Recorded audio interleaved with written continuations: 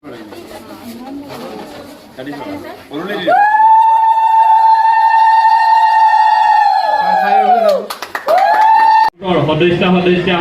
আৰু সমূহ আমাৰ ৱাৰ্ড সদস্যৰ লগতে সমূহ ইয়াত উপস্থিত থকা জনপ্ৰতিনিধিসকল আৰু সমূহ আমাৰ পঞ্চায়তবাসী ৰাইজ আৰু আমাৰ ইয়াত উপস্থিত থকা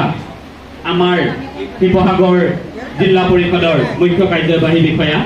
সহকাৰী অভিযন্তা বিষয়া আৰু আমাৰ ইয়াত উপস্থিত থকা আমাৰ অসম ৰাজ্যিক গ্ৰামীণ জীৱিকা অভিযানৰ জিলা আৰু ব্লক পৰ্যায়ৰ সমূহ বিষয়া সকলোকে মই নমস্কাৰ জ্ঞাপন কৰি আজিৰ সভাখনৰ সভাপতি হিচাপে আসন গ্ৰহণ কৰিছোঁ। আপোনালোকে উদ্দেশ্যে ইয়াত উপস্থিত হোৱা উদ্দেশ্যে আমি আলোচনা কৰি যথেষ্ট গৰম আছে যদিও আমি অতি সোনকালে সভাখন আপোনালোকে সন্মান কৰাৰ সময়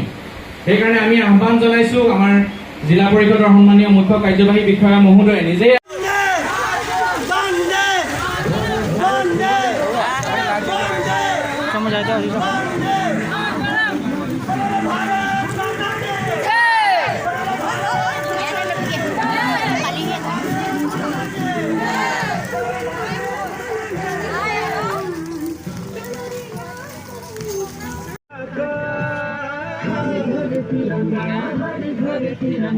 ঘরে ঘরে তিরঙ্গা পতাকা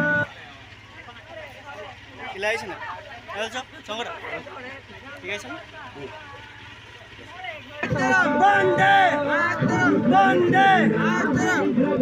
ভারত মাতা কি হয় যেহেতু আমাৰ দেশ স্বাধীন ৭৫তম বয়স অতিক্ৰম কৰাৰ পাছত যেহেতু চৰকাৰে আজাদী কা অমৃত মহোৎসৱৰ লগত সংগতি ৰাখি সমগ্ৰ ভাৰতবৰ্ষৰ প্ৰত্যেকটো ঘৰে ঘৰে যেহেতু জাতীয় পতাকা উত্তোলন কৰিবৰ কাৰণে অনুমতি প্ৰদান কৰিছে আৰু সেই উদ্দেশ্যে ৰাজ্যক সজাগতা কৰিবৰ কাৰণে আজি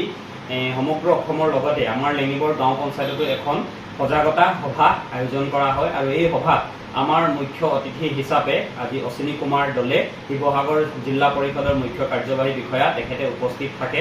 আৰু অসম ৰাজ্যিক গ্ৰামীণ জীৱিকা অভিযানৰ শিৱসাগৰ জিলাৰ বিষয়াসকল আৰু আমাৰ ব্লক পৰ্যায়ৰ বিষয়াসকলো উপস্থিত থাকে।